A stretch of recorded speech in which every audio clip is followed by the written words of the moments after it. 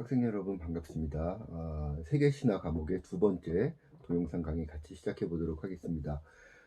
지난주 첫 번째 동영상 강의를 통해서 우리 세계신화 과목에서 우리가 함께 고민해야 될 큰 두 가지 화두에 대해서 한번 말씀을 드렸죠. 여러 가지 우리 문화 콘텐츠학과 학생들이 콘텐츠 기획자로서 갖춰야 될 여러 가지 역량들 가운데 우리 세계신화 과목을 통해서는 장르에 대한 깊이 있는 이해, 그리고 대중들이 가지고 있는 예술 감성에 대한 이해, 이런 부분들을 특히 중점적으로 한번 살펴보겠다. 신화라고 하는 그런 그 예술의 전통에서 가장 오랜 전통을 갖고 있는 영역 가운데 하나인 신화를 통해서 이야기 장르를 통한 그러한 그 장르에 대한 이해, 그다음에 대중들의 예술 감성에 대한 이해를 한번 살펴보겠다, 이렇게 말씀을 드렸고요. 우리가 고민을 하고 관심을 기울여야 할 이런 그 대중 예술이라고 하는 이런 영역이 예술의 진화 역사 과정에서 인간들의 진화적인 삶의 이런 그 변화 과정과 밀접하게 서로 관계를 맺으면서 인간들의 삶과 늘 상호작용해 왔다. 그러한 인간 삶과의 상호작용의 과정이 예술의 진화 과정이었고 그러한 역사였다. 이렇게 제가 그 화두로서 던져 드렸었는데요. 오늘은 그 함께 그 인간들이 지난 역사 과정을 통해서 예술이라고 하는 것을 어떤 이유 때문에 성립시켰고 어떻게 진화해 왔는지를 한번 과학적으로 살펴보도록 하겠습니다.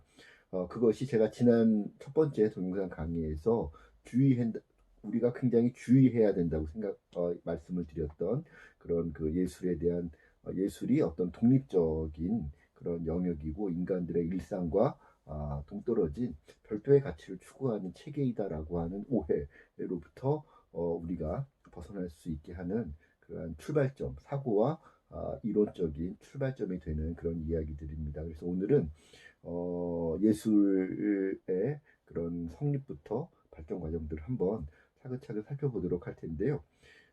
제가 지난번 동영상 강의 때도 말씀을 드렸고 또 사이버 캠퍼스의 우리 과목 공지사항에도 말씀을 드렸는데 그 우리 사이버 캠퍼스 과목 게시판에 들어가 보면 강의 자료실이 있죠. 공지사항 아래에 강의 자료실이 있는데 거기에 제가 그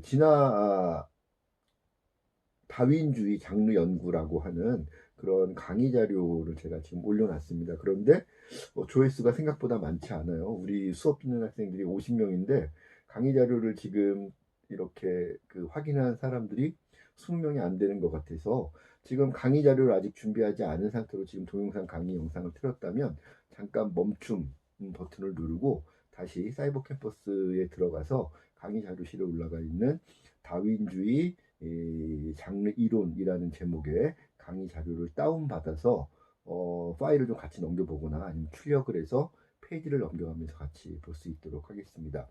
자, 한 70페이지 정도 되는 그 강의 자료인데요. 이 내용을 우리가 이번 학기에 다 볼 수는 없을 것 같습니다. 이 좀 방대한 내용이고 조금 그 부분에 따라서는 좀 어려운 조금 그 심도 있는 이론들이 설명이 되어 있어서 충분한 시간을 가지고 우리가 같이 살펴봐야 될 내용들이기 때문에 이번 학기에는 우리 세계신화 과목을 통해서 이 강의 자료를 다 보지는 못할 것 같고요.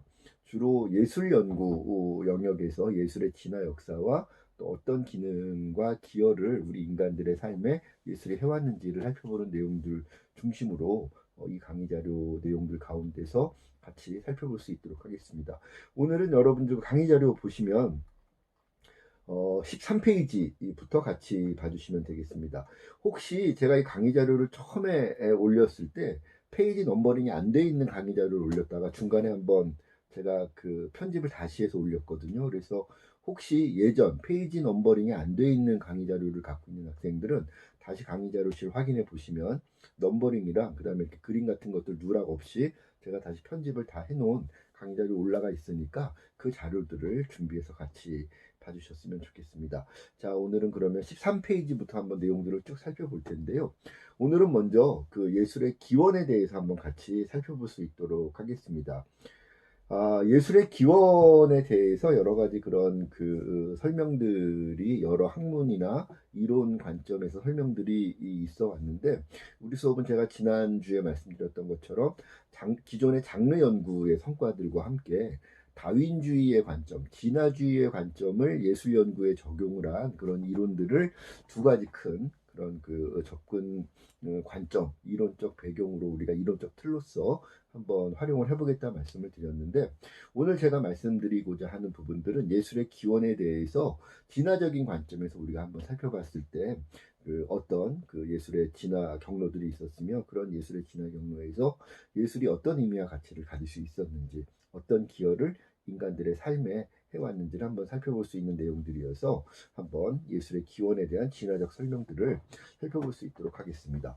먼저 예술의 기원에 대해서 노동, 주술, 유희라고 하는 그런 세 가지 삶의 중요한 영역들이 원시적인 융합을 통해서 추구되었고, 그러한 노동, 주술, 유희라고 하는 그런 인간의 삶에 필요한 필요성들에 의해서 예술이라고 하는 것이 성립되어서 발전되어 왔다라고 하는 것이 하나의 중요한 견해로 우리가 살펴볼 수 있습니다.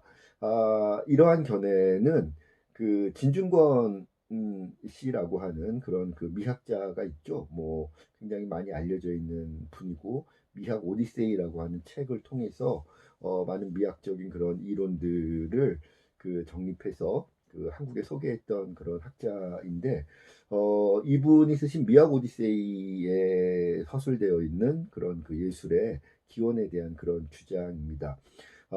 사실 이 주장은 본격적으로 진화주의, 진화론의 입장을 수용한 견해는 아니지만, 역사적인 관점, 특히 인류학, 고고학이라고 하는 그런 그 이 역사를 살펴보는 중요한 실증적인 학문 영역에서 발견된 다양한 그런 그 고고학적인 사료들을 바탕으로 한 그런 견해여서 굉장히 유력하게 우리가 살펴볼 수 있는 그런 견해 중에 하나인데요.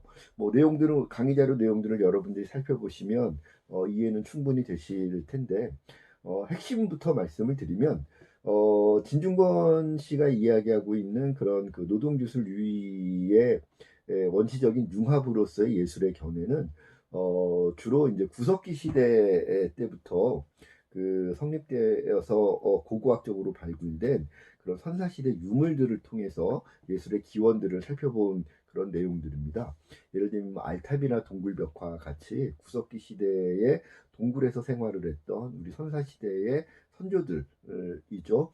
이런 그 원시 선조들이 구석기 시대부터 이제 삶을 살아가면서 이제 구석기 시대 같은 경우는 동굴에서 주로 많이 생활을 했었으니까, 뭐 아시아에서도 마찬가지고, 알타미라 동굴이 발견됐던 스페인, 유럽도 마찬가지고, 호주도 마찬가지고, 이런 그 구대륙의 많은 지역에서 구석기 시대의 동굴들이 발견이 됐고, 그런 구석기 시대 동굴에서 생활을 했던 우리 원시 시대 선조들의 유물들이 많이 발굴이 되고 있는데요. 특히 이제 19세기 말부터 본격적으로 이제 구석기 시대에 많은 그런 유적들이 발굴이 되어 왔습니다. 그런데 그런 그 19세기 말부터 발굴됐던 구석기 시대의 동굴 유적들을 살펴보면 그냥 단순히 뭐 이렇게 구석기대 톡이라든가 뭐 이렇게 뭐 돌도끼, 돌칼 이런 것들만 생활에 필요했던 생활 필수품들만 발견되는 것이 아니라, 많은 벽화들이 같이 발견이 됐다는 거죠. 대표적으로 알타미라 동굴벽화 같은 경우, 제가 수업 때 강의실에서 제가 그림으로도 한번 보여드릴 수 있는 기회가 있을 텐데, 굉장히 큰 그 뭐 2m, 3m짜리 그런 그 그림들부터 1m 몇십 센치 정도 되는 작은 그림들까지 굉장히 많은 벽화들이 큰 동굴 안에서 여러 개가 발견되는 그런 사례들이 전 세계적으로 이렇게 발견이 되는 거죠. 그런데 그런 그림들을 살펴봤더니 공통점들이 몇 가지 있는 거죠. 첫 번째, 하나, 그 그림의 대상들이 소라든가 뭐 사슴이라든가 뭐 이렇게 그 큰 무슨 그런 그 포식동물이라든가 이런 그 주로 동물들을 대상으로 한 그림들이 많더라. 또 하나는 뭐 다수는 아니지만 큰 산이라든가 큰 호수라든가 이런 자연의 어떤 특정한 대상들을 그림으로 그린 것들이 많더라라는 그런 공통점이 하나가 있고요. 두 번째는 놀랍게도 원색의 그림들이 많이 발견이 됐다는 거죠. 거기에 그런 동물들의 그림들을 보면 우리가 이제 원시대 그림하면 뭐 이집트의 그런 상형 문자처럼 뭐 이렇게 막 선으로 사람들이 이렇게 좀 간략하게 그린 그런 그림들을 많이 떠올리게 되지만, 놀랍게도 구석기 시대 그림들을 살펴보면 현대적인 정밀 묘사 그림들처럼 굉장히 정교하게 골격이라든가 근육의 형태 이런 것들이 묘사되어 있고, 방금 말씀드린 것처럼 그런 것들이 원색으로 색깔이 있는 그런 도료로 채색이 되어 있는 그림들이 굉장히 많이 발견이 된다는 것이죠. 그래서 그런 구석기 시대의 그런 벽화들이 발견이 되어서 이런 것들을 보면 구석기 시대의 사람들이 도대체 왜 이런 그림들을 그렸을까? 심지어 원색의 도료를 통해서 정교한 그런 묘사가 되어 있는 그림을 그리려면 굉장히 많은 노력과 시간과, 그 다음에 원색의 도료를 원시시대의 기술로 물감을 만들려면 굉장히 많은 시간과 높은 수준의 그런 기술들이 필요했을 텐데, 그런 투자를 과연 원시인들이 할 정도로 한가했을까? 사냥해서 채집해서 먹고 살기에도 시간이 빠듯하고, 또 인간들은 굉장히 작은 그런 육체적으로 미약한 존재였기 때문에 많은 포식 동물들로부터 몸을 숨기기 위한 그런 노력들도 기울여 왔었어야 되는데, 그렇게 하루하루 살아가는 것들이, 자연의 환경 속에서 하루하루 살아가는 것들이 쉽지 않았을 선사시대, 구석기 시대 우리 선조들이 왜 이렇게 공을 들여서 수준 높은 그림을 그려야 했을까? 이런 것들에 대해서 이제 학자들이 궁금함을 갖게 된 것이죠. 그래서 그런 것들을 이제 이 고고학적인 발견들을 예술의 관점에서 한번 해석하고 뭔가 의미를 부여하기 위한 노력들이 시도되어 왔는데, 거기에 대해서 이제 진중권 씨가 소개하고 있는 이론들은 많은 그런 미학자들이 그런 고고학적인 성과들을 받아들여서 크게 세 가지 가설을 통해서 예술의 기원을 설명을 하면서, 구석기 시대의 선사시대의 우리 조상들이 예술이라고 하는 형식을 발전시켜 왔던 이유들을 세 가지 가설로 설명을 하는 겁니다. 그 중에 첫 번째 가설이 바로 노동의 필요성이었다라는 거죠. 선사시대 인류, 특히 구석기 시대의 우리 선조들은 뭐 여러분들 세계사를 통해서 많이 배워서 잘 알고 있겠습니다만, 구석기 시대의 주된 생산 양식, 그리고 이제 삶을 영위했던 방식은 수렵과 채집이 되겠죠. 그래서 이제 사냥을 해서 다른 동물들의 고기를 취하던가, 아니면 이렇게 돌아다니다가 자연에 널려 있는 스스로 이렇게 열매를 맺고 있는 많은 과일이나 이런 것들을 채집을 해서 먹는 시기가 이제 주로 구석기 시대였고, 그러던 시기가 신석기 시대로 전환이 되게 되면 비로소 이제 초기의 농경 형태, 정착을 해서 특정한 땅에서 1년 내내 농사를 지어서 농산물을 섭취를 하고, 가축을 또 일부 키워서 가축의 고기를 안정적으로 섭취하는 이런 시대로 접어들게 되는 것이 이제 우리 선사시대 인류의 삶이었을 텐데, 자, 이 시기에 중요한 것은 사냥을 위해서도 많은 정보들이 필요하죠. 예를 들면 뭐 소를 한 마리 사냥을 하러 나간다 치면, 소 한 마리만 하더라도 굉장히 강한, 그다음에 큰 그런 개체였기 때문에 원시 시대의 그런 돌도끼나 돌칼 정도, 돌아살 정도의 무기를 가지고 소 한 마리를 사냥을 하기 위해서는 이쪽에 많은 인간들의 많은 그런 집단들이 조직적으로 체계를 이루어서 정확하게 한 방에 소의 급소를 공격을 해서 쓰러뜨리지 않으면, 예를 들면 뒷다리 잘못 찌르거나 엉덩이 잘못 공격을 해서 소가 화를 내면 오히려 사냥을 나간 인간들이 소에게 당할 위험성들이 컸기 때문에, 한 번에 사냥을 나갈 때도 그 당시 수준에서 봤을 때는 굉장한 고도의 그런 정보들과 숙련된 시스템이 필요했는데, 아시다시피 구석기 시대, 신석기 시대 인간들에게는 지금과 같은 언어적인 발달이 존재하지 않았었던 것이죠. 또 문자라는 것이 존재하지 않기 때문에 그런 나름대로의 그런 이 사냥을 위한 그런 정보 이런 것들을 주변의 동료들과 공유하고 다음 세대에게 전승하기 위해서, 물려주기 위해서는 고도의 커뮤니케이션 전략들이 필요했다라는 것이죠. 그래서 우리가 미루어 짐작하는 그런 첫 번째 가설이, 그런 사냥을 위한 정보, 혹은 뭐 농경을 하기 위해서 몇 월부터 몇 월까지는 여름이 되고 몇 월부터 몇 월까지는 가을이 되고, 뭐 이러한 계절에 관련된 깨달음의 정보들을 나누고 동료들끼리 나누고 다음 세대로 전승하기 위해서 예술의 형식을 발전시켰겠구나. 그러한 노동의 정보들을 축적하고 공유하고 전승을 하기 위한 그런 필요성이 예술이라고 하는 형태를 만들어낸 것이 아니겠느냐라는 것이 첫 번째 예술과 관련된 노동의 필요성의 가설이다라는 것이죠. 아까 얘기했던 그 알타미라 동굴 벽화를 보면 굉장히 사실적으로 비례라든가 관절이라든가 근육이라든가 이런 것들이 정확하게 묘사가 돼 있다는 것은 정확하게 그리지 않으면 내일 만나서 사냥해야 될 소의 모습이 오늘 그림을 통해서 정확하게 알고 사냥에 나가야지, 오늘 봤던 그 사냥물의 크기나 이런 모습이 내일 막상 나가서 보는 사냥물의 모습과 크기가 다르면 우리가 당할 수밖에 없겠다는 것이죠. 그래서 정교한 정밀한 묘사가 구석기 시대 때는 회화에 필요했다. 왜? 사냥감을 제대로 이해하기 위해서. 두 번째, 그 그림들의 유적들을 가만히 살펴보면 목이라든가 심장이라든가 이런 급소 부분에 돌칼이나 돌도끼 이런 무기로 막 이렇게 찍은 듯한 그런 흔적들이 발견되는 그림들이 굉장히 많이 발견이 됩니다. 왜 그랬을까? 아, 여기가 급소니까 내일 너네가 사냥에 나가서 얘를 만나게 되면, 이런 소를 만나게 되면 다른 데 공격하지 마. 우리가 오히려 당해. 목이나 심장에 여기를 한 방에 공격을 해서 한 방에 쓰러뜨리지 않으면 우리가 당해. 그러니까 내일 나가면 반드시 공격조는 여기를 찍어. 아니면 여기를 찍어. 사냥의 노하우를 전수하고 미리 훈련하기 위해서 그 그림을 그려서 거기다가 뭐 칼이든 창이든 던져보는 연습을 했기 때문에 그 그림들의 소 그림에 목이나 심장에 그런 석기 무기로 타격을 한 흔적들이 많이 남아 있는 것이라는 설명인 것이죠. 그래서 사냥감의 급소를 정확하게 묘사하는 그런 정밀함, 또 사냥의 절차와 기술을 반영한 몸짓과 스토리텔링, 이런 것들이 초기 원시 시대의 선사 예술이 등장을 한 중요한 이유일 것이다라고 보는 겁니다. 현재 남아있는 선사 시대 예술의 그 흔적들은 그림이 거의 유일합니다. 왜? 그림은 그려놓은 것들이 그대로 세월이 지나더라도 유지가 돼서 우리가 발견할 수가 있게 되었는데, 그 당시에 뭐 노래 혹은 퍼포먼스, 원시 댄스, 뭐 그다음에 그런 원시인들의 노래, 주술하다 보면 막 이렇게 노래 같은 거 하지 않았겠습니까? 그런 노래에 담겨 있었던 뭔가 이렇게 원시적인 언어들, 가사들이 있었겠죠. 스토리텔링들이 있었겠죠. 그런 부분들은 그 당시 충분히 영위되었을 것이라고 우리가 미루어 짐작을 하지만 현대까지 남아 있는 것은 없습니다.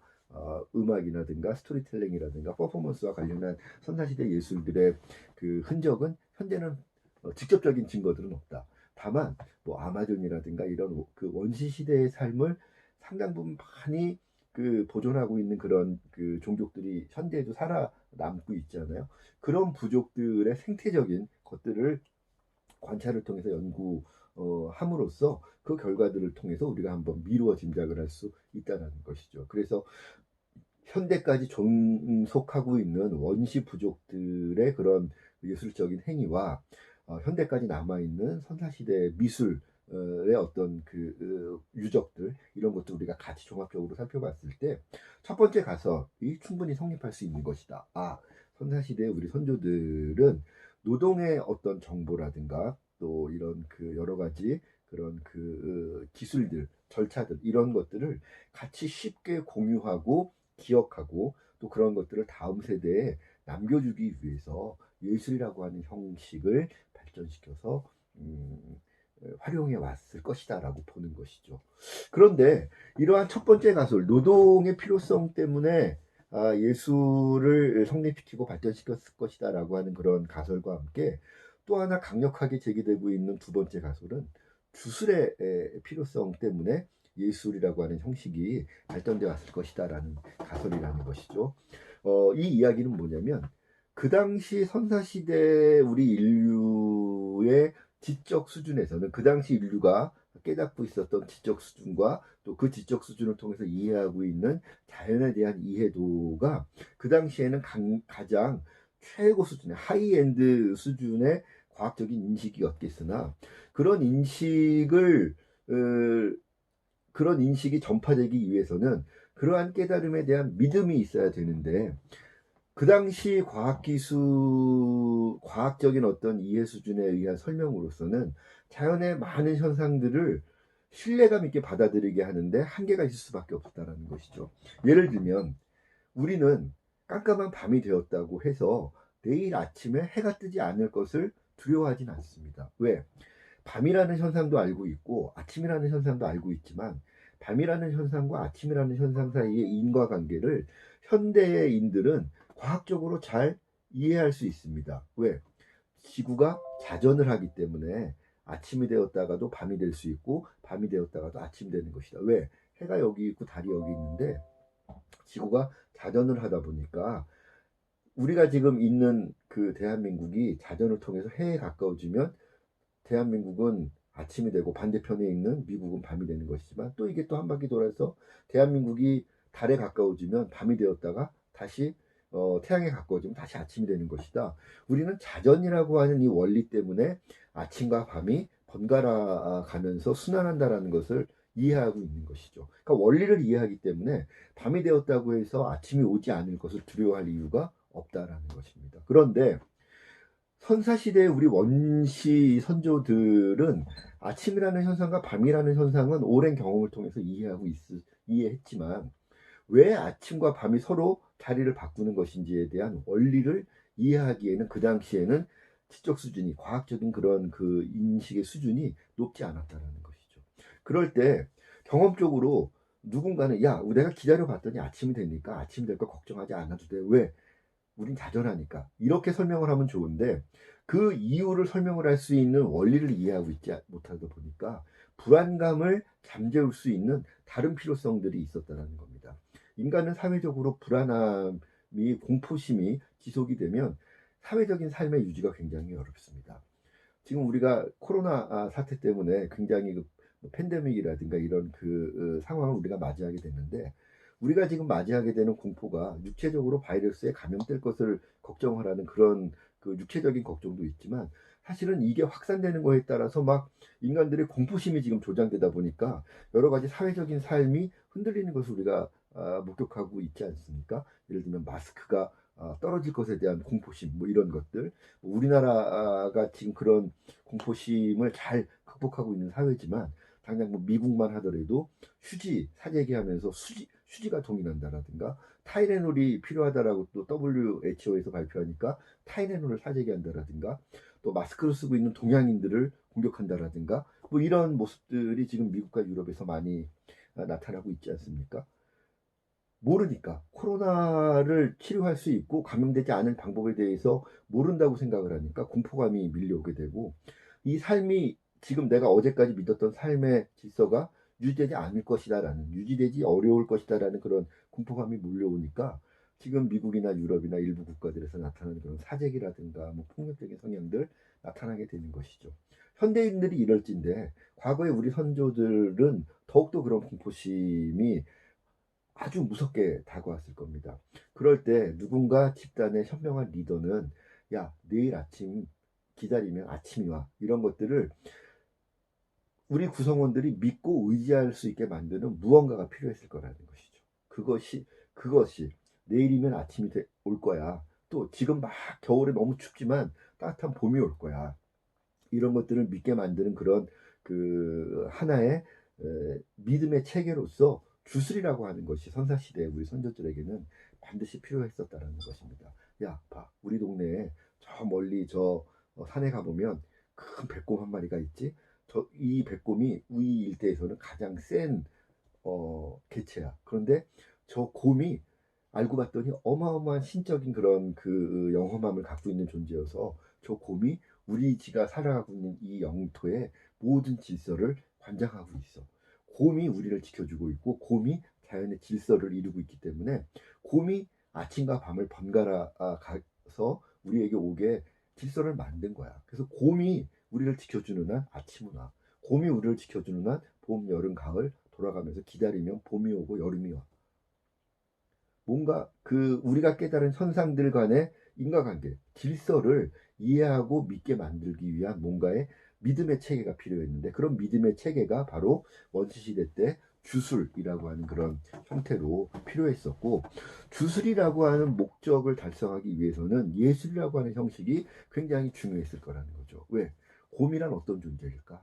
신적인 존재다. 그 신에게 어떤 영향들이 있는데 그런 영향들은 이러이러한 것들이다. 왜 곰은 그런 신적인 영험함을 갖게 됐을까? 어느 날 곰이 뭐 하늘의 별자리와 뭐 결혼을 해서 별자리에 뭘 받게 됐다. 이런 이야기들을 우리가 공부하려고 하는 신화적인 이야기들을 통해서 곰이라고 하는 대상에 대한 영적인 믿음, 초월적인 존재로서의 믿음을 갖게 만들 수 있었다는 것이죠. 그래서 이런 예술의 초기 목적 가운데 하나는 이처럼 주술적인 목적의 어떤 대상들, 그것이 뭐 곰이든 어떤 큰 나무든 언덕이든 호수든 산이든, 그 원시시대 우리 선사시대 사람들이 선조들이 자신들이 깨닫게 된 자연의 여러 가지 현상들의 인과관계를, 필연적인 관계를 믿게 만들기 위한 그런 주술적인 대상들이 필요했었고, 그런 주술적인 대상들을 사람들이 믿고 따르게 만들기 위한 여러 가지 예술적인 그런 컨텐츠들이 필요했다. 이 스토리텔링 측면에서도 신화적으로 이 대상을 신격화시킬 필요들이 있었던 것이고, 또 한편으로서는 그런 대상들을 아름답게 만들기 위한, 그런 시각적으로 아름답게 만들고 위대하게 보이게 만드는 그런 시각 미술들, 또한 그런 이 대상에게, 원시시대의 그런 그 주술적인 대상들에게 자신들이 어떤 믿음을 증거하고 또 뭔가를 기대하고 있는 부분들이 있다면, 예를 들면 부족의 안전들, 우리 내일 사냥 나가면 우리 그 사냥꾼들 지켜주세요, 많이 잡아오게 해주세요, 우리 아이들 많이 태어나고 건강하게 해주세요, 이런 원시적인 어떤 그 바람들을 전하는 행위로서의 어떤 여러 가지 퍼포먼스들, 음악들, 스토리텔링, 이런 것들이 같이 발전되어 왔을 것이다라고 보는 것이죠. 그래서 그런 측면에서 두 번째 원시시대, 선사시대의 예술이 등장을 하고 기여했던 그런 영역은 주술의 필요성이다라고 하는 것이 두 번째 예술의 그런 기원에 대한 두 번째 가설이다라고 보는 겁니다. 선사시대 인류가 주술의 목적을 달성하기 위해 예술을 활용했을 것이다라고 보는 그런 그 가설이다라는 것이죠. 그래서 그런 이 예술이 주술적인 서사와 상징을 선사시대 우리 선조들에게 제공함으로써 이 자연의 어떤 여러 가지 현상들에 대한 믿음을 갖게 하고, 그런 믿음을 통해서 불안감을 잠재움으로써 사회적인 결속까지도, 사회적인 질서까지도 안정적으로 유지할 수 있게 만드는데 이 주술이라고 하는 것이 기능을 했고, 그러한 주술적인 그런 사고라든가 주술적인 믿음의 확산과 공유에 예술이라고 하는 것이 굉장히 중요하게 작용을 했다는 겁니다. 뭐 나중에 말씀드리겠지만 주술은 현대적인 의미의 종교가 되는 거죠. 주술인데 토테미즘이라고 얘기하는데, 토테미즘이 현대 종교로까지 많이 이제 발전을 해왔는데, 현대의 종교도 예술을 떠나서는 종교 행위가 성립되기가 되게 굉장히 어렵죠. 여러분들 뭐 교회나 절이나 저처럼 성당 다니는 사람들 많이 있을 텐데, 우리가 교회나 절이나 성당에 가서 예배나 미사나 뭐 이렇게 그 법회에 참여를 하면 많이 하는 게 뭡니까? 찬송가로 찬양하고 노래 부르고 같이 이 또 춤추고 이러면서 우리의 어떤 믿음을 서로 공유하고 확산하고 공고히 하는데, 예술이라고 하는 형식들을 굉장히 지금도 유력하게 사용을 하고 있습니다. 거의 대부분의 종교들이 예술 행위를 같이 가져가고 있는 거죠. 그래서 종교 예술들, 종교 미술, 종교 문화, 종교 음악, 이런 것들이 지금도 대학에서도 전공을 할 정도로 굉장히 발전돼 있지 않습니까? 그래서 그런 측면을 통해서도 우리가 두 번째 가설, 선사시대의 예술이 주술적인 필요성 때문에 성립이 되었을 것이다 라고 하는 가설의 설득력을 우리가 느낄 수 있다는 것이죠. 자, 첫 번째, 노동에 대한 정보 공유와 전승의 필요성. 두 번째, 주술적인 상징과 서사의 필요성. 이 두 가지 측면에서 선사시대 예술을 살펴봤는데, 마지막 세 번째 가설 하나가 또 등장을 하게 되는 겁니다. 아까 우리가 얘기했던 원시시대의 그런 그 동굴 벽화들 살펴보면 많은 그 벽화들이 동물들 뭐 이런 것들이고, 거기에 보면 사냥을 위한 이런 연습 흔적들, 이런 것들이 발견되고, 뭐 큰 산이나 이런 것들을 통해서 보면 저런 이 동굴 벽화를 그렸던 집단들은 저 산을 토템의 대상으로 삼았겠구나, 뭐 이런 것도 우리가 느낄 수가 있는데, 그런 그림들 말고 정말 그 작은 그림들 혹은 개인적인 그림들도 동시에 발견되더라는 거죠. 조그만 돌멩이를 그렸다든가, 나뭇가지 하나를 그렸다든가, 어린 어떤 동물을 그렸다든가 뭐 이런 것들은 사실은 종교적인 측면에서나 사냥의 측면에서나 큰 그런 그 중요성이 인정되지 않는 그런 대상을 그린 그런 작품들도 많이 발견이 되더라라는 겁니다. 이건 뭘까? 노동의 필요성을 인정하기 조금 어려운 그림이고, 주술의 필요성을 인정하기 조금 어려운 그림인데, 그러면 이 그림은 왜 그린 걸까?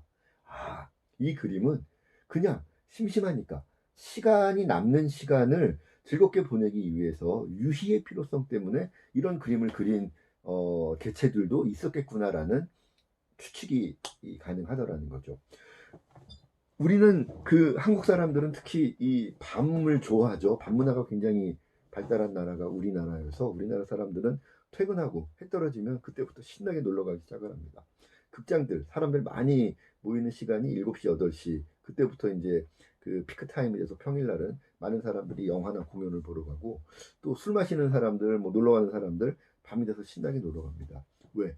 지금은 이제 밤이 인간에게는 전기 이런 것들이 발전되면서 밤에 할 일들이 많아진 거예요.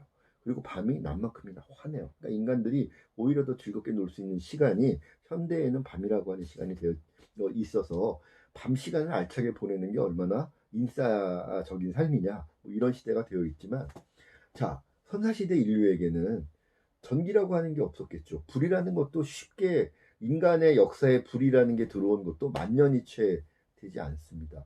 선사시대 인류들에게 불도 없고 전기도 없었던 밤은 정말 깜깜한 고독한 갇혀 있을 수밖에 없는 시간이었다는 거죠.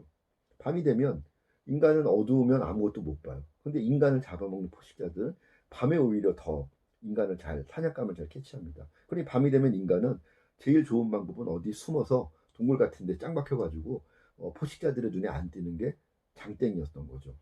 또 밤에는 또 뭐 농사 짓거나 뭐 이렇게 그 과일을 따거나 이럴 수도 없잖아요. 보이지가 않으니까 오히려 밤에 나가면 땅도 안 보이고 그러니까 어디 뭐 벼랑 같은 데 떨어질 수도 있고 우동에 뭐 궁뎅이에 웅덩이에 빠질 수도 있고 온갖 위험들이 이 극대화되는 시간이 밤 시간입니다. 그런데 낮보다 밤이 늘 인간들에게는 항상 길어요. 물론 엄밀하게 따지면 낮과 밤이 1대1 평균으로 따지면 반반이지만 어슴푸레한 시간부터 이미 인간들은 밤이 시작되는 겁니다. 늦은 오후부터. 또 아침에 해가 떠도 환하게 해가 이렇게 머리 위에 뜨기 전까지 어슴푸레한 시간은 인간들에겐 불리한 시간이죠. 밤이 굉장히 길었던 거예요. 이 긴 밤을 인간들은 그러면 24시간 가운데 실제로 활동할 수 있었던 거는 8시간 남짓. 나머지 그러면 시간들 16시간 동안에는 뭘 해야 되느냐? 그 시간을 보내는 게 인간들에게는 또 굉장히 중요한 시간들이었을 겁니다. 아마 그 시간에 우리가 미루어 짐작을 해보자면 뭐 엄마들은 아이들 도란도란 키우면서 뭐 부족의 어떤 전설들을 가르쳐 준다든가 뭐 이렇게 내일 뭐 너는 사냥을 나가면 뭘 하라라든가 뭐 이런 것들을 엄마나 아버지를 통해서 이야기를 이제 통해서 전달받는다거나 물론 이제 그 시기에 언어적인 수준은 지금 현대적인 인간들이 영위하고 있는 고도로 발전된 언어의 수준은 또 아니었을 테니까 나름대로 그 방식대로 뭐 이렇게 이야기를 해준다거나 그림을 그려가면서 설명을 해줬다거나 뭐 이런 것들이 이루어졌겠죠. 조금 좀 큰 그런 그 뭐 청소년 이상 된 그런 개체들 같은 경우는 내일 나가서 할 뭐 사냥의 연습을 한다던가 작전을 짠다던가 뭐 이런 시간들을 보냈을 텐데 또 그러고도 남는 시간들이 많았을 거라는 거죠. 그럴 때 각자 자기 나름대로 그 지루했던 밤 시간을 보내기 위해서 자기 소일거리들을 찾아 나갔을 텐데 뭐 누군가는 뭐 무기를 다듬는다거나 뭐 이런 소일거리를 했을 텐데 그 중에 누군가는 나는 뭐 노동을 목적으로 위해서든 뭐 주술의 목적을 위해서든 내가 그림을 잘 그리니까 부족의 필요성 때문에 내가 그림을 부족들을 위해서 그렸는데 그림을 그리다 보니까 나는 그림 그릴 때 제일 재밌어, 제일 신나. 이런 사람들이 분명히 있었을 거라는 거죠. 그런 사람들 일부가 밤에 주술적인 목적이 아닌 노동의 목적이 아닌 정말 내 스스로의 만족을 위해서 그림을 그리는 사람들이 있었을 것이다.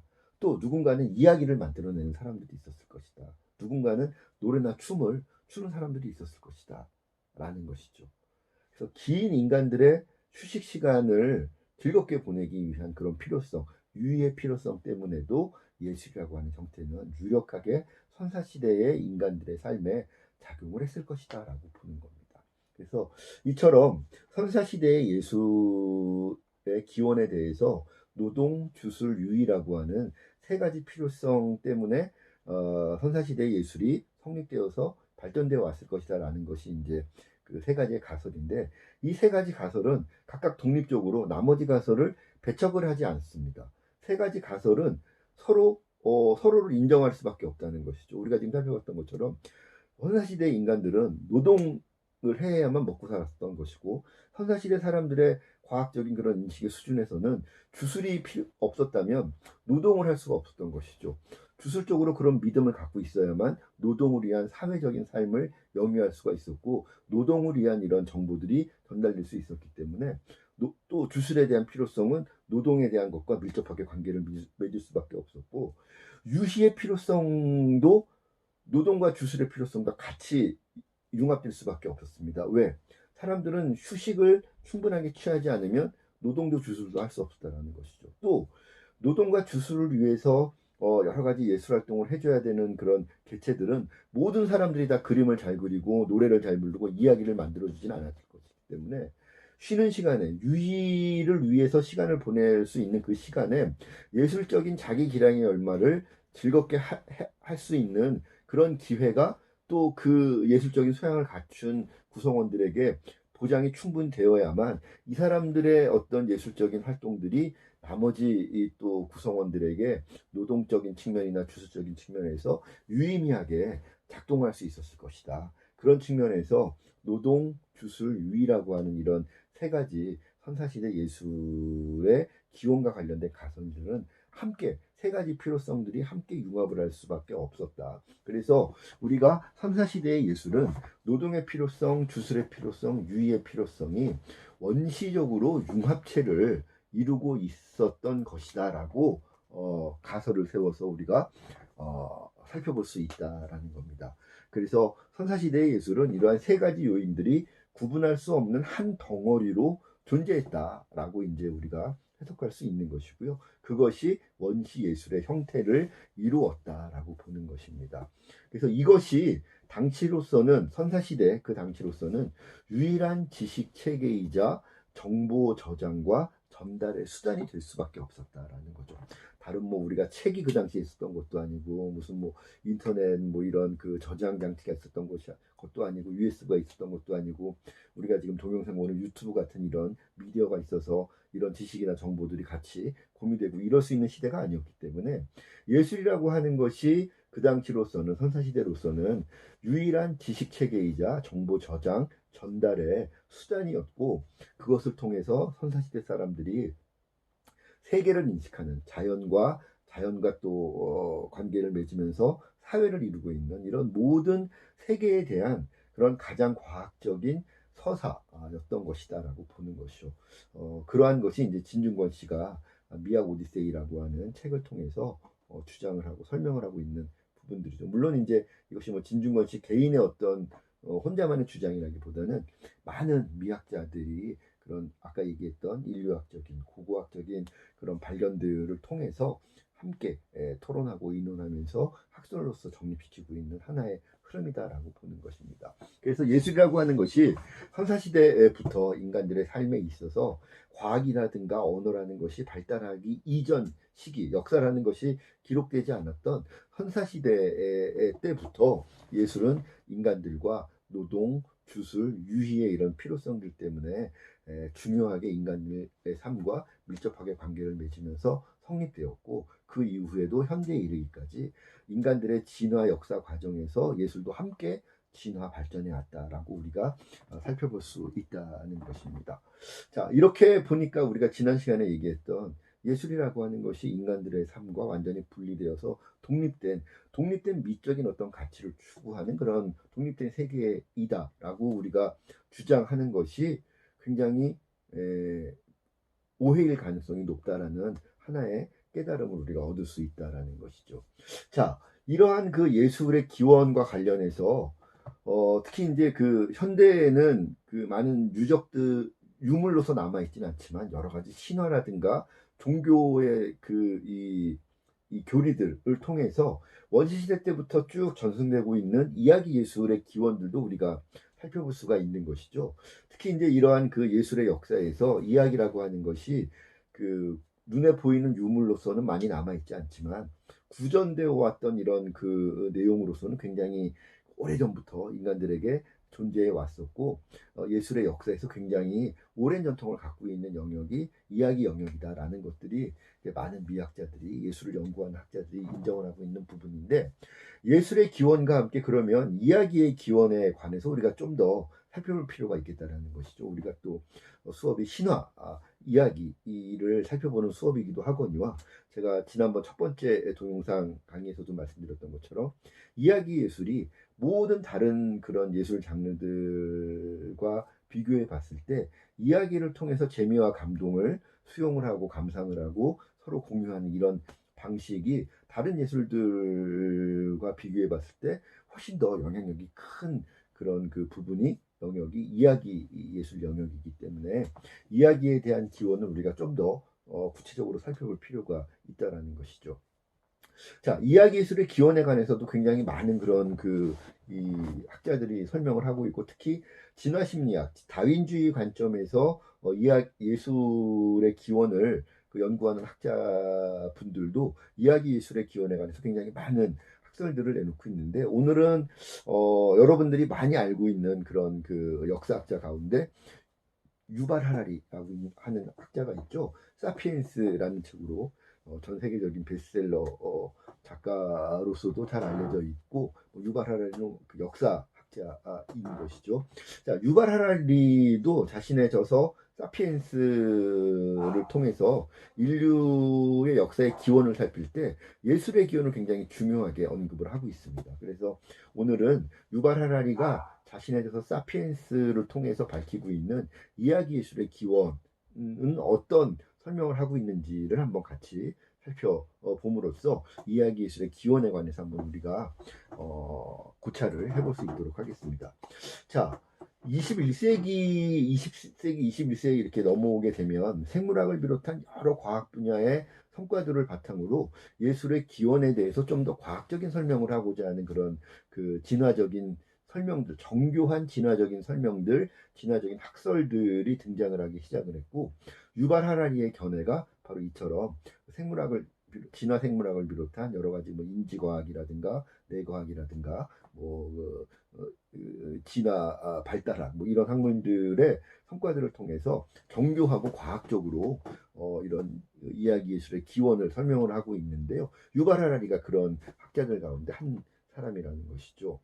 자, 한 페이지 지금 넘어갔습니다. 14페이지 내용을 보고 있는 것이고요.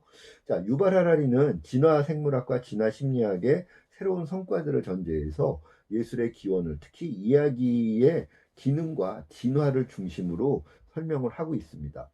자, 유발 하라리가 설명하고 있는 이야기 장르가 발달해야 됐던 필요성들이 몇 가지 있는데 그 중에 유발 하라리가 이야기하고 있는 이야기 장르가 발달한 첫 번째 필요성은 뭘까? 살펴봤더니 팩트, 사실을 넘어서 가정과 비유를 이야기할 필요성들이 인간들에게 있었다라는 것이죠. 자, 원숭이나 개, 여러분들 집에서 강아지나 고양이 키우면 아마 옆에서 살펴보면 많이 느낄 텐데 동물들도 자기들 나름의 커뮤니케이션, 언어적인 커뮤니케이션들을 합니다. 또 사자나 원숭이 이런 야생의 이 지능이 높은 동물들도 자기 커뮤니케이션들을 합니다. 그런데 동물들의 언어적인 커뮤니케이션과 인간의 커뮤니케이션 사이에 가장 큰 차이점 중에 하나가 뭐냐면 동물들은 눈앞에 보이는 사실은 이야기합니다. 야, 예를 들면 원숭이들이 야, 저기 표범이 온다. 이것까지는 얘기를 해요. 그러면 그 얘기를 알아듣고 나머지 원숭이들은 도망가면 되는 거죠. 아, 눈앞에 지금 사실이 우리 눈앞에 전개되고 있는 사실은 앞에 우리를 사냥하려고 오는 뭐 사자나 뭐 치타가 온다. 여기까지는 얘기를 해줍니다. 뭐 이런 강아지들도 야 저기 뭐 간식이 있다, 먹을 게 있다, 아니면 저기 우리가 공격해야 될 뭐 옆집에 우리를 못살게 굴는 뭐 옆집에 불독이 저기 온다. 눈앞에 보이는 사실은 동물들도 이야기를 합니다.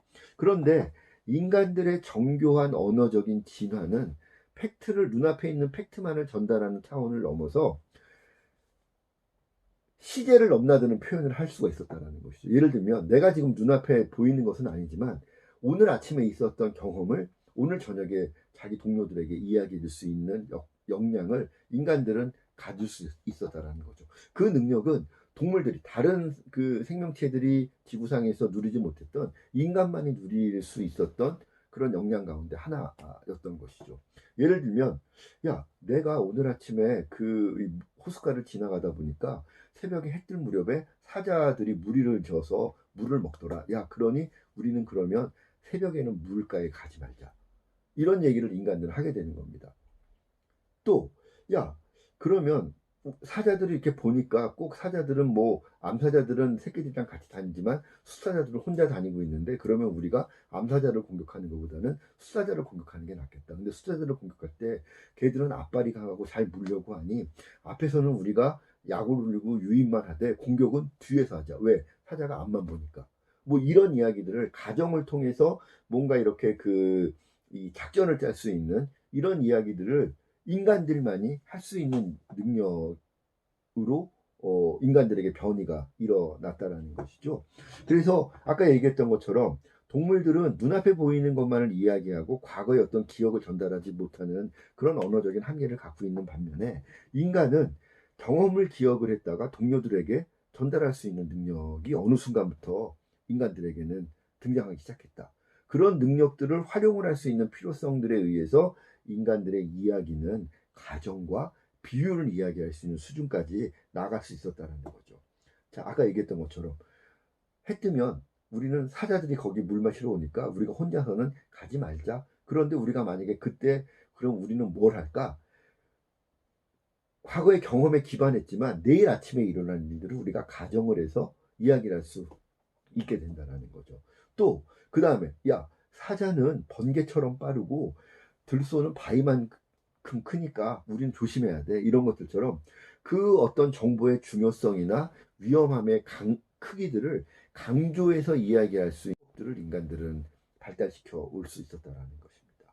그래서 경험을 기억을 했다가 가정으로 이야기를 하고 뭔가를 비유할 수 있는 다른 대상을 통해서 눈앞에 혹은 우리의 기억들을 강조하거나 확대할 수 있는 이런 그 능력들을 통해서 우리는 이야기라고 하는 이 영역의 폭들을 굉장히 크게 확장시켜낼 수 있었다는 것입니다.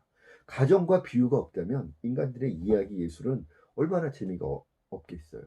그냥 있는 그대로만 눈앞에 보이는 것만 전달을 하면 스토리텔링 쪽으로 기승전결 재미있는 구성을 만들어낼 수가 없었던 것이죠. 그런데 인간들에게는 마침 언어적으로 중요한 변이가 등장을 해서 인간들에게 확산이 돼서 가정을 하고 기억을 하고 비유할 수 있는 능력이 커지다 보니까 우리는 이런 것들을 통해서 가정과 비유를 통해서 우리의 정보를 굉장히 막대한 양의 정보를 축적할 수가 있게 되는 것이고 또 그러한 정보들을 중요함과 중요하지 않음의 경중을 나눠서 주변의 구성원들과 같이 공유하고 그런 정보를 확산시키고 그런 정보들을 저장을 할 수 있는 이런 그 단계까지 인간들은 진화할 수가 있게 되었다라는 겁니다. 자, 유발 하라리의 표현을 빌리자면 우리의 언어는 놀라울 정도로 유연하여 14페이지 맨 아래쪽에 나와 있는 내용입니다. 우리의 언어는 놀라울 정도로 유연하여 제한된 개수의 소리와 기호를 연결해서 각기 다른 의미를 지닌 무한한 개수의 문장을 만들 수 있다. 비유와 가정 그리고 우리가 갖고 있는 기본적인 언어 체계를 통해서 단어 몇 가지만 있으면 수없이 많은 문장들을 만들어낼 수가 있죠. 비유와 가정을 통해서 또 몇 가지 그냥 음률적인 표현 몇 가지를 통해서 우리는 단어뿐만 아니라 수없이 많은 문장들도 우리는 만들어낼 수가 있는 것입니다. 그 얘기를 지금 하고 있는 것이죠. 그래서 유한한 개수의 소리와 기호를 연결해서 무한한 개수의 문장을 만들 수 있다.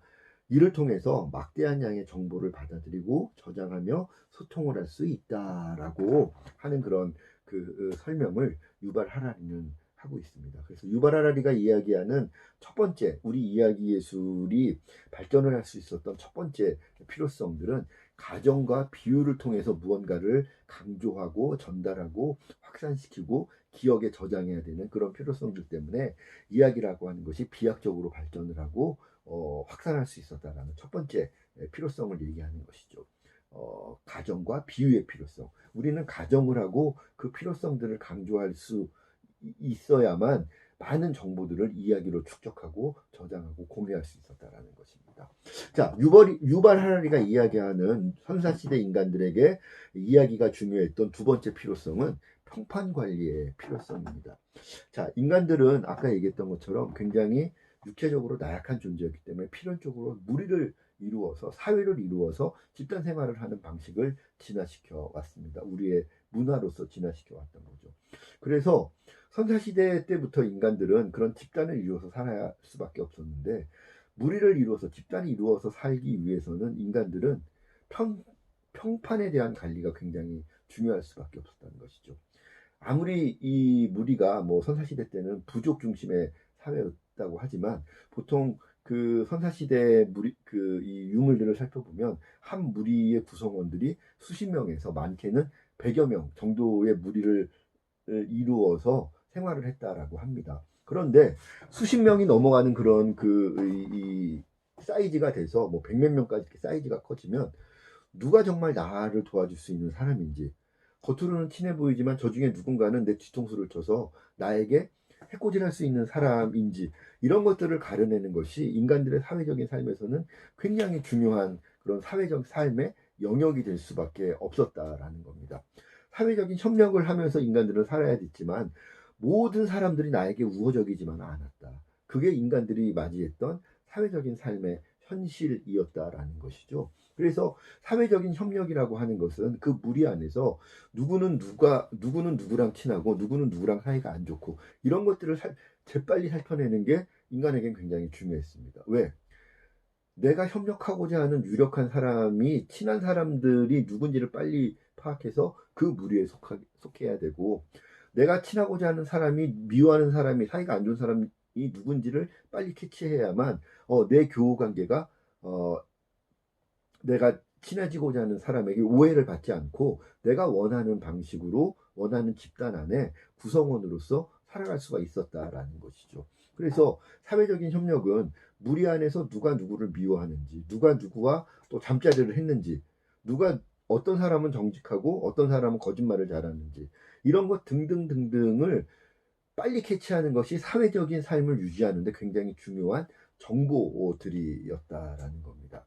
그래서 이런 것들을 절대적으로 평판을 통해서 깨달아야 되는데 이런 평판에 대한 관리는 무리가 수십 명이 넘어가면 내가 일일이 모든 사람들을 접촉을 해서 그런 정보를 캐낸다라는 것은 힘들다라는 것이죠. 그럴 때 인간들에게 유용하게 등장을 했던 수단이 바로 수다였던 겁니다. 내가 직접 저기 뭐 C라는 아이가 있는데 C라는 아이에 대한 정보를 내가 직접 C를 만나서 듣는 게 아니라 내 눈앞에 B라는 사람들과 대화를 통해서 야, 너 C라는 사람 친하다며? 쟤 어때? 이런 얘기들을 하면서 수다를 떨다 보니까 자연스럽게 무리 안에 내가 직접 상대하지 않았던 많은 무리의 구성원들에 대한 그런 정보를 사회적으로 필요한 정보들을 획득할 수가 있게 되더라라는 거죠. 그래서 평판관리의 필요성은 바로 사회적인 삶을 영위해야 됐던 선사시대 우리 인류들의 선조들의 삶에 있어서 사회적인 어떤 이 시스템 안에서 내가 사회적인 삶을 유리하게 영위해 나가기 위해서 사회적인 평판들에 대한 정보 수집들이 필요했고 마찬가지로 나의 평판이 무리들에게 안 좋게 평판이 나면 내가 사회적인 협력을 구하기가 어려워지잖아요. 내가 평판이 안 좋은 사람에게 손을 내밀고 나하고 친하게 지내고 싶고 서로 도움을 주고받겠어요. 그래서 다른 사람들의 평판을 수집하는 것도 중요하고 나의 평판이 좋게 전파되기 위해서 평판 관리를 하는 것도 굉장히 중요했는데 그러한 평판 관리에 있어서 중요한 것이 수다라고 하는 이야기 행위였다. 이 수다가 현대적인 개념으로 하면 뒷담화죠. 유발 하라리도 이런 뒷담화의 필요성들을 강조하고 있습니다. 유발 하라리는 이 뒷담화가 갖는 이야기적인 기능을 어떻게 설명을 하고 있냐면 뒷담화는 악의적인 능력일 수도 있지만 많은 수의 개체가 모여서 협동을 하려면 사실상 반드시 필요한 것이 뒷담화이다라고 설명을 하고 있는 거죠. 유발 하라리에 따르면 과학적인 연구의 결과 밝혀진 뒷담화를 통한 결속이 가능한 사이즈, 그러니까 뒷담화 평판 관리를 통해서 서로 수다를 통해서 결속을 유지할 수 있는 이런 그 이 뒷담화를 통한 집단 규모의 자연적인 그런 규모는 약 150명 정도라고 합니다. 실제로 그 많은 그 선사시대 때 그 이 유물들이라든가 유전적인 발견을 통해서 현대적으로 이렇게 그 이 규명되고 있는 선사시대 그 무리들의 집단의 수가 150명을 넘지 않는다고 해요. 그것을 통해서 우리가 살펴볼 수 있는 것은 유발 아래의 설명처럼 원시시대 때의 선사시대 우리 인류들의 사회적인 삶은 150명 정도 되는 규모를 넘지 않는 그런 사회적인 사이즈를 유지하면서 그 안에서의 결속을 뒷담화, 수다를 통해서 이러한 결속들을 이뤄낼 수 있었다. 이것이 넘어가게 되면 문제들이 좀 커지게 됩니다. 그 얘기 좀 이따 제가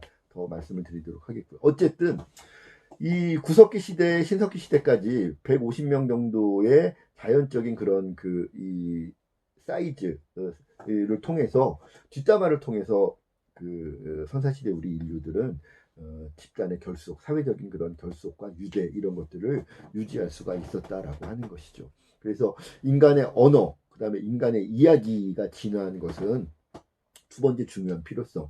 소문을 통해서 수다를 떨고 평판을 관리하기 위해서 인간의 언어, 인간의 이야기는 진화하고 발전할 수밖에 없었다라는 게 유발 하라기가 설명을 하는 두 번째 그런 이야기의 필요성이다라고 하는 것이죠. 자, 그런데 선사시대가 지나서 이제 역사시대로 넘어오게 되면 이제 구석기 시대, 신석기 시대를 지나서 청동기 시대, 철기 시대 이렇게 넘어오게 되면 인간들의 역사적인 발달력이 굉장히 높아져서 제국이 등장을 하기 시작을 하죠. 그래서 농업의 생산력이 높아지고 청동기 이후에 이제 새로운 과학기술이 등장하게 되면 인간들의 생산력이라든가 이런 것들이 인간들의 과학적인 발달에 따라서 비약적으로 높아지고 그러다 보니까 큰 토지의 필요성들이 등장을 하는 거죠. 사냥하고 다닐 때는 내 영토가 필요하지 않았지만 농사를 지으려면 땅이 필요하니까 이제 큰 영토에 대한 욕심들을 내기 시작을 하고 농사를 지으려면 많은 인력들이 투입돼야 되기 때문에 인적인 집약도가 높은 사회가 경쟁력을 갖기 시작하는 시대가 청동기 시대 이후부터 이제 열리게 되는 겁니다. 그런 필요성 때문에 이제 그 원시적인 국가들이 등장을 하게 되고 제국들이 등장을 하게 되고 뭐 메소포타미아 문명, 황하 문명 뭐 이런 원시 인더스트리 문명 이런 원시 시대의 큰 대규모의 문명들이 등장을 하게 되는데 자 인간들의 사회가 이렇게 그 이 과학기술의 발전에 따라서 사회적인 규모가 커지고 사회적인 규모가 커지는 것이 유리한 그런 생존에 유리한 그런 시대로 접어들게 되다 보니까 본격적으로 역사 시대가 열리게 되는 거죠. 역사 시대가 열리게 되니까 인간의 사회는 뒷담화로 결속할 수 있는 150명의 이 구성원, 150명의 사이즈로만은 유지가 될 수 없는 시대가 열려 버리는 거죠. 수렵과 채집의 시대가 지나고 농경 목축의 시대가 시작되면서 많은 개체수를 가진 집단이 집단 간의 경쟁에서 우위에 서게 되는 거죠. 그러다 보니까 대규모 집단의 결속을 위한 새로운 이야기 활용 전략의 필요성들이 강하게 대두가 되는 겁니다. 부족에서 민족으로, 민족에서 국가로 이렇게 점점 이 인간들이 영위하는 사회적 시스템의 규모가 점점 커지는 그런 시대로 이렇게 넘어서다 보니까 과거에 150명 정도 서로 이제 직접 겪진 않았어도 얼굴은 누가 누구인지 정도는 아는 그런 사회의 어떤 질서에서 누군 줄도 모르고 한 번도 만나본 적이 없고 심지어 핏줄도 직접적인 핏줄 혈연 관계가 아닌 그런 사람들과도 하나의 집단, 하나의 국가, 하나의 부족을 이루어서 공통의 삶을 영위해야 되는 시대가 열려져 있다는 것이죠. 그런데 그런 대규모의 사회 집단을 구성을 해서 결속력을 유지하기 위해서는 그 이전 시기까지 뒷담화에 의한 평판 관리 이거 갖고는 도저히 몇만 명의 몇십만 명의 사람들을 하나의 가치 체계 안으로 결속한다라는 것이 불가능하게 되는 겁니다. 인간들이 구전을 통해서 평판이 전달되는 게 150명을 넘어가게 되면 내 평판이 전달되지도 않고 제가 어떤 놈인지 알 수도 없게 되는 거예요. 그런 사람들끼리 누가 누군지를 모르는 사람들끼리 우리는 같은 나라 사람들이야. 우리는 한 국가야. 우리는 같은 국민이야. 이렇게 결속하는 게 쉬운 일은 아니었다는 거죠. 그래서 등장을 한 새로운 이야기 활용 전략은 바로 허구의 이야기들에 대한 활용 전략들이 그때부터 등장을 하게 된다는 겁니다. 공통의 허구. 우리가 같은 민족이야. 우리는 같은 국가 국민들이야. 공통의 가치관을 받아들이기 위해서 공통의 허구가 필요했고, 그 공통의 허구가 우리가 이제 세계신화 과목을 통해서 살펴보고자 하는 신화였다라는 거죠. 신화를 믿으면 큰 규모의 대규모의 이런 집단이라 할지라도 큰 민족, 큰 국가들이 하나의 신화를 받아들이면 그 신화 하나를 가지고 우리는 같은 신화를 믿는 공통의 집단이다라고 하는 결속력을 만들어내고 협력이 가능해지더라라는 겁니다. 인간의 대규모적인 협력은 모두 공통의 신화에 뿌리를 두고 있는데 그 신화는 사람들의 집단적인 상상 속에서만 존재한다라는 것이죠. 원시 부족, 고대 도시, 중세 교회, 현대 국가 모두 그렇습니다. 자, 한번 우리나라의 경우를 볼까요? 우리나라는 대한민국은 보통 다른 현대적인 많은 국가들과 달리 단일민족 국가라는 특성을 가지고 있죠. 다른 많은 나라들이 지금 단일민족을 국가로 유지하는 나라들이 많지 않은데 우리는 단일민족 국가입니다. 우리 대한민국 사람들이 6천만, 5천, 뭐 몇백만, 6천만 명에 가까운 우리 대한민국 사람들이 우리는 한민족이야라고 하나의 공통된 믿음을 갖게 된 것은 어떤 이유 때문에 그런 믿음을 갖게 된 것입니까? 단군 신화를 믿기 때문에 우리는 같은 민족이라는 믿음을 공유할 수 있는 것이죠. 우리 할머니는 호랑이족과의 경쟁을 통해서 승리했던 곰족의 어떤 사람이었을 텐데 곰족이 호랑이족을 이겼다. 이렇게 되면 재밌는 믿음을 가질 만한 그런 허구적인 믿음이 안 되니까 거기에 허구적인 이야기들을 부여를 하기 시작을 한 거죠. 곰과 호랑이가 사람이 되기 위해서 하늘님께 빌었는데 하늘님이 그럼 너네는 마늘과 쑥을 가지고 가서 동굴 속에서 100일을 견디고 나오면 인간을 만들어 줄게. 그랬는데 호랑이는 못 버티고 중간에 나왔는데 곰은 100일을 버티고 나왔더니 그걸 기특하게 여긴 하늘님이 너를 그러면 인간으로 만들겠다. 그래서 사람을 만들었는데 여자가 되어서 웅녀라고 하는 이름을 주었더라. 근데 웅녀가 하늘님과 결혼을 해서 아이를 낳았는데 그것이 단군 왕검이었고 하늘님과 결혼을 해서 태어난 사람이니까 신의 어떤 그 자손이기 때문에 신적인 존재가 된 거죠. 그래서 단군 왕검이 하늘님에게 옥황상제에게 비구름 바람 세 명의 신하를 이렇게 그 허락받아서 세 명의 신하와 함께 지금 우리 만주와 이 한반도 일대를 자기 영토로 하사받아서 거기에 정착하게 했는데 그것이 바로 우리의 조상이 된 단군 왕검이고 우리는 단군 왕검이 그 웅녀가 그 한울림과 결혼해서 탄생시킨 단군 왕검이 우리의 조상이고 단군 왕검 할아버지가 나라를 만들어서 고조선을 만들어서 터를 잡아준 이 터전이 바로 우리의 민족의 삶의 터전이다. 이 믿음을 우리는 갖고 있는 겁니다. 근데 이 이야기는 뭐 현대적인 관점에서 보면 뻥이죠. 허구죠. 아니 어떻게 곰하고 호랑이가 100일 동안 아무리 쑥과 마늘을 먹어 어떻게 사람이 됩니까? 근데 우리가 짐작하는 건 곰 토템을 믿었던 부족과 호랑이 토템을 믿었던 부족이 경쟁을 해서 하나의 부족으로 통합을 했는데 그럴 때 주도권을 잡게 된 게 결국은 곰족이었을 것이다. 곰족이 호랑이족을 같이 이렇게 복속시켜서 서로 대립하는 것이 아니라 하나의 그런 구성원으로서 결속하기 위해서 곰과 호랑이가 그렇게 해서 그 중에 곰이 사람이 됐다더라 하는 그런 허구 이야기 신화를 만들어 내므로써 호랑이족들도 아 그러면 우리가 곰족의 후예이지 이거를 받아들이게 만드는 하나의 새로운 이야기 가치체계로 곰과 호랑이를 기반으로 한 단군 왕검이다라고 하는 새로운 믿음의 대상을 허구의 이야기를 만들어냈다. 그것이 우리 민족이 현재까지 믿고 있는 단군 왕검의 시작인 거죠. 우리는 이 믿음을 여전히 공유하고 있습니다. 어떻게? 개천절이 되면 10월 3일 날 우리 하루 놀면서 비구름 바람 거느리고 하늘에 온 그 개천절 그 노래 불러가면서 하루를 우리가 기념하지 않습니까? 우리 민족이 우리나라를 만들어낸 첫 날이었다. 개천절, 하늘이 열린 날 10월 3일. 그걸 믿고 있습니다. 이것이 우리 민족이 예를 들면 저기 뭐 부산에 사는 아무개라는 사람을 서울에 사는 제가 어떻게 합니까? 근데 우리가 서로 뭐 이렇게 모르는 사람이지만 개천절 하루 이렇게 우리가 있어 아 우리는 한민족이니까 이거 느낍니다. 그런 날만 느끼는 게 아니라 대표적으로 예를 들면 우리나라 월드컵 뭐 국가대표 축구 선수들의 경쟁이 그 시합이 있는 날 대한민국 이거 우리나라 사람들 다 한꺼번에 외치죠. 그거 외칠 때 우리는 믿습니다. 아 우리는 당군왕검의 자손으로서 단일민족 국가를 누리고 우리는 다 같은 대한민국 사람이야. 한민족이야. 그러니 우리가 뭐 저기 일본하고 축구 시합할 때 어디 뭐 독일하고 축구 시합할 때 우리는 우리가 반드시 이겨야 돼. 열심히 응원하는 것이죠. 우리는 그 신화를 현대적인 삶을 살아가고 있는 사람들도 허구의 신화들을 공유하면서 그거를 통해서 대한민국이라고 하는 이 한민족이라고 하는 이 시스템을 결속시키고 유지시키고 또 연대하고 협력하고 있는 것이죠. 우리나라 사람들만 그렇습니까? 다 마찬가지입니다. 월드컵 나가면 그 얼굴에 다 국기칠하고 나와서 그 응원하고 그 뭐 심지어 훌리건들 쌈박질하고 이러는 것들 다 자기 나름의 자기 신화들을 갖고 있기 때문에 우리는 너희와 다른 우리는 우리의 단일한 집단이야. 그러니 우리는 너희 집단과 같이 저기 경쟁을 해도 우리는 지지 않겠어. 각각의 그런 신화들을 공유하면서 자기 집단의 결속을 유지하고 있는 것입니다. 그것이 오늘날 다시 살펴볼 수 있는 선사시대 때부터 인간이 이야기를 필요했던 허구에 대한 필요성에 대한 유발 하라리의 설명이다라는 것입니다. 그런데 사실 이게 지금 우리가 뭐 단군 신화 얘기를 했지만 국가나 민족만 그런 신화를 공유하고 있는 것은 아니라는 거죠. 종교 대표적으로 같은 신화를 공유하면서 같은 믿음의 같은 신앙 공동체를 결속시키고 유지하는 겁니다.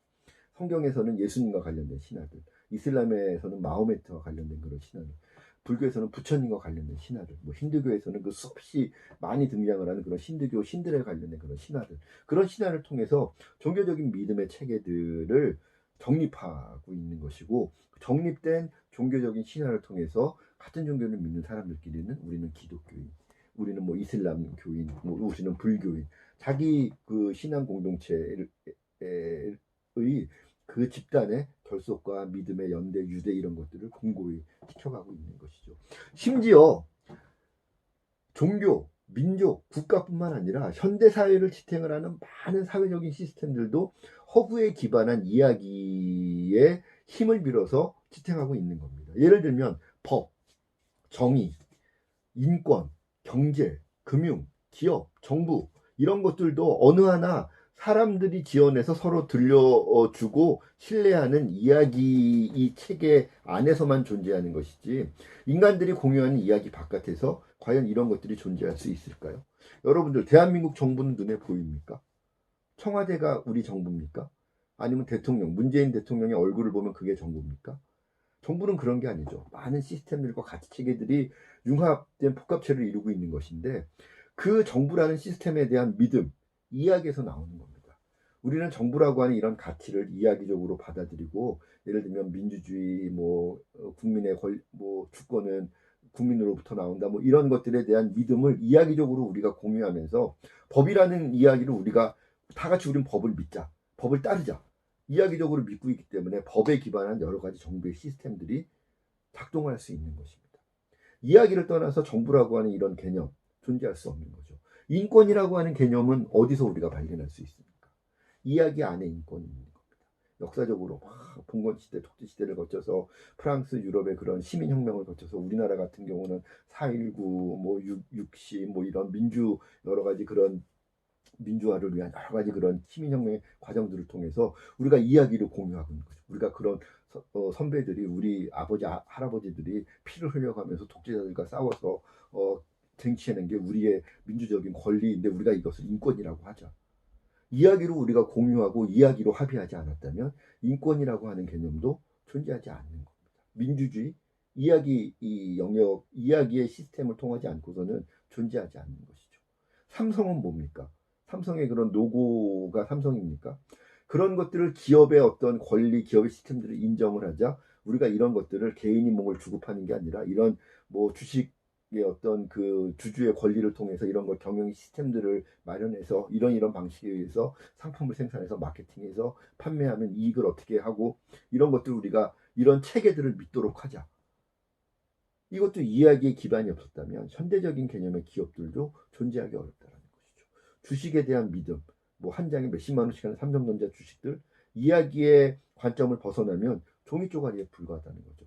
우리 돈도 마찬가지입니다. 우리가 10,000원짜리 한 장, 50,000원짜리 한 장이 5만 원의 가치라고 우리가 인정하기로 하자. 이야기적으로 우리가 그 가치를 합의하고 공유하고 신뢰하지 않는다면 종이 조각, 실 조각에 불과한 거죠. 그래서 인간들이 지금 막 갖춰놓고 있는 많은 사회적인 시스템들, 문명의 시스템들은 이야기의 작동 원리에서 벗어나서는 존재할 수 없는 것들이다 라고 유발 하라리는 강조하고 있는 것입니다. 그래서 인지혁명과 함께 등장한 전설, 신화, 신종교 이런 등등의 허구의 이야기들의 활약 덕분에 원시 유인원들과 사피엔스 종의 결별, 원시대 때는 사피엔스 종 말고도 뭐 네안데르탈인들 뭐 이런 많은 그 원시 우리 조상들의 종족들이 많이 경쟁을 했었다라는 것이죠. 그런데 유독 그 많은 원시 유인원들 종족들 가운데 우리의 그 이 뿌리를 두고 있는 많은 원시 종족들 가운데 현생 인류, 사피엔스 종들의 선조들의 머릿속에만 언어적인 이런 변이들이 나타나서 그 언어적인 변이를 활용할 수 있었던 사피엔스 종들만이 지금 인간들의 삶을 영위해내는 이런 그 혜택을 누리고 있는 것이고, 그 당시에 같이 경쟁했던 네안데르탈인을 비롯한 많은 경쟁 유인원들은 지금 어떻습니까? 역사적으로 완전히 멸종해 버린 거죠. 그래서 그런 네아테린 그 원시 유인원들과 현생 사피엔스 종과의 경쟁에 있어서 사피엔스 종이 진화적으로 살아남을 수 있었던 가장 중요한 이유는 이야기를 활용할 수 있는 능력을 가졌느냐 못 가졌느냐, 그런 변이가 사피엔스 종에는 있었는데 나머지 종에는 그런 변이가 일어나지 않았었다라는 데 있었다라는 것입니다. 그래서 이처럼 이야기는 자연환경 속에서 생존과 번식의 피라미드 중간에 위치했던 인간은 지금도 마찬가지입니다. 피지컬적으로만 보면 생태계의 이런 그 피라미드, 생태 피라미드에서는 중간 정도밖에 존재할 수 없는 그런 존재인 거죠. 우리가 뭐 싸움을 하면 얼마나 잘하겠어요. 달리기를 하면 집에서 기르는 강아지보다도 인간은 느립니다. 힘을 쓰기 시작하면 소망도 못한 거죠. 인간은 피라미드의 중간, 아래, 중하 위에 속할 수밖에 없는 그런 존재였는데, 현대에는 어떻습니까? 마침내 이 생태 피라미드의 정점에 서 있는 것이 인간 아니겠습니까? 이런 현생 사피엔스 종이 마침내 생태 피라미드의 정점에 올라설 수 있게 만든 가장 중요한 원동력이 이야기이다라고 보는 것이죠. 그래서 가정과 비유, 그다음에 뒷담화, 그다음에 허구적인 창작, 이 세 가지 이야기의 필요성, 또 이런 필요성들 때문에 고도화된 가정과 비유의 역량, 뒷담화의 역량, 허구의 창작 역량, 이런 것들은 생존과 번식을 위한 인간 진화 역사에 있어서 인간 본성에 자리 잡은 가장 중요한 진화적 적응의 결과이다라고 우리가 볼 수 있다는 겁니다. 그리고 그런 그 선사시대 때부터 발전했던 이야기의 이런 세 가지 그 중요한 그 역할은 고도화된 현대 사회에 있어서도 여전히 중요하게 작동을 하고 있고, 심지어 더욱 심화되고 있습니다. 우리는 이야기의 작동을 떠나서는 사회적인 삶을 살아가기가 어려운 시대에 현재 와 있는 겁니다. 물론 상업적인 장르의 진화 현상 속에서도 장르의 생존과 진화를 촉진하는 중요한 스토리텔링 전략이 되고 있는 것이 가정과 비유, 뒷담화, 허구에 있다라는 겁니다.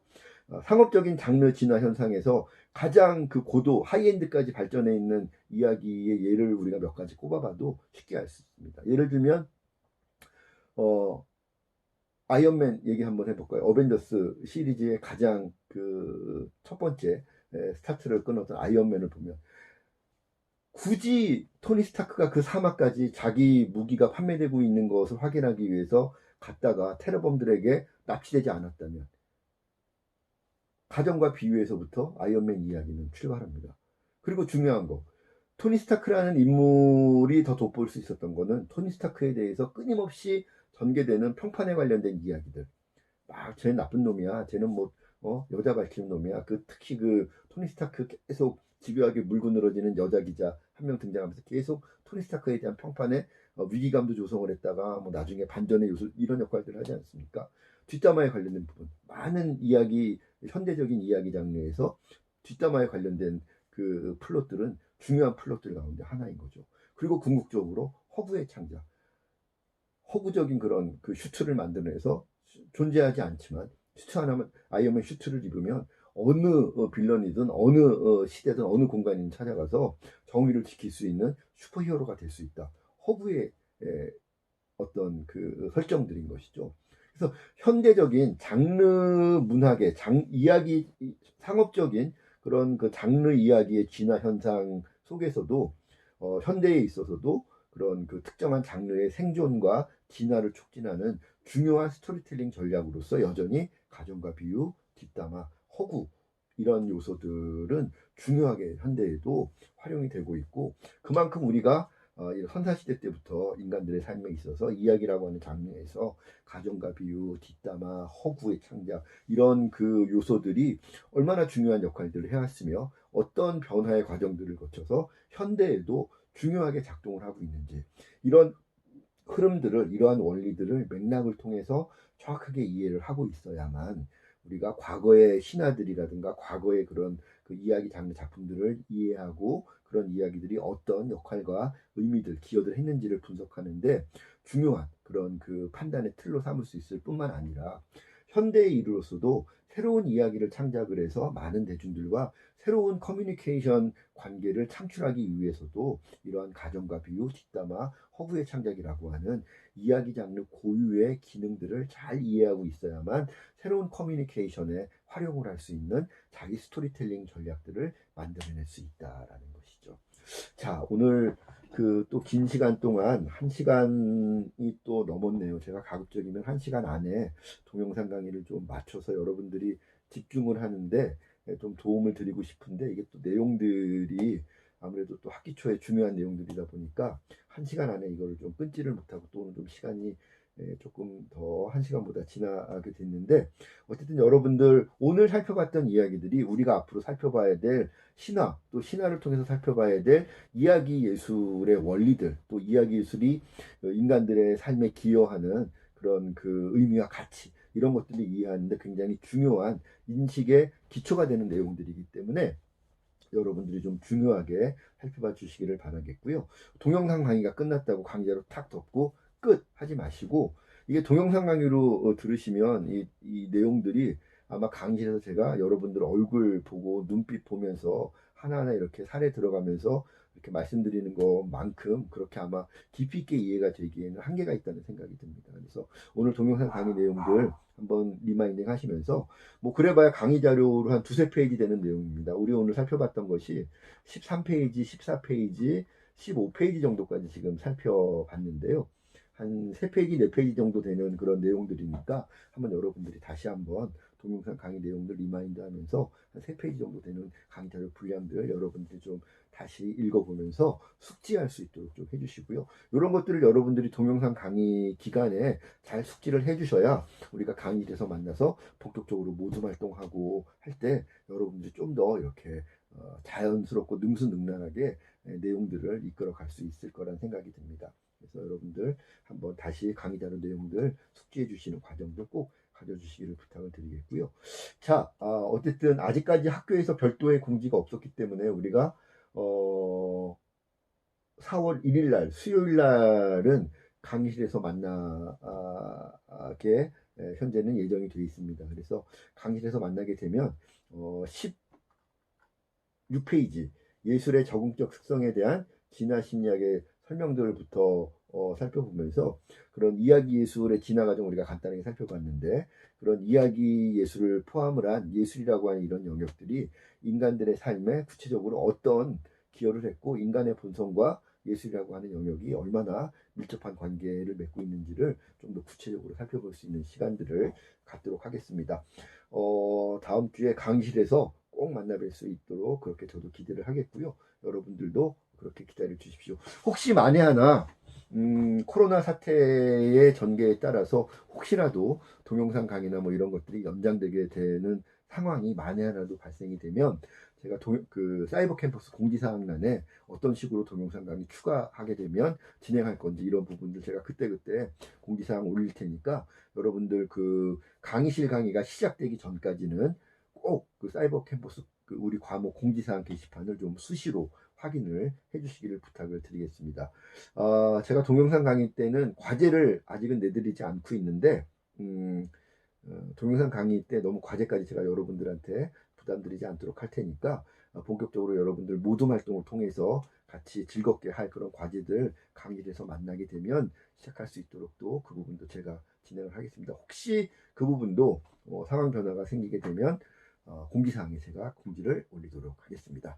자, 오늘 예술의 기원과 이야기 장르의 기원, 어떤 이유들 때문에 예술이 등장을 했고, 그것이 이제 노동, 주술, 유의의 그런 필요성들 때문에 예술이라는 것이 성립이 됐는데, 특히 그런 그 예술의 영역 가운데 이야기라고 하는 그런 예술 영역이 왜 이렇게 인간들의 삶에 중요하게 등장을 했는지, 인간들의 진화 과정에서 사회화 과정이라든가 정보 전달에 이런 지식 정보의 전달 이런 필요성들 때문에 가정과 비유의 능력들 필요성, 그 다음에 뒷담화의 필요성, 또 마지막으로 허구의 이야기 창작의 필요성, 이런 세 가지 이유들 때문에 이야기라고 하는 장르가 비약적으로 발전할 수밖에 없었고, 그런 이야기 장르의 진화가 인간들의 사회적인 삶을 형성하고 진화시키고 지탱해 나가는 가장 중요한 원동력이 되어 왔고, 현대 사회에 있어서도 그런 이야기 장르와 사회적인 삶 간의 연결고리, 연관성 이런 것들은 굉장히 밀접하고 중요하게 현대에도 작동을 하고 있다. 이것이 오늘 제가 두 번째 주차 동영상 강의를 통해서 여러분들하고 나눠본 그런 이야기가 되겠습니다. 자, 오늘 내용들 여러분들 같이 이야기 들어주시느라고 고생들 많으셨고요. 다음 주에 다음 주에 강의실 강의가 시작되게 되면 본격적으로 강의실에서 얼굴 보면서 또 즐겁게 이야기 나눌 수 있도록 그렇게 준비하도록 하겠습니다. 여러분들 동영상 강의 두 번째 강의 들어주시느라고 고생들 많으셨습니다. 수고했습니다.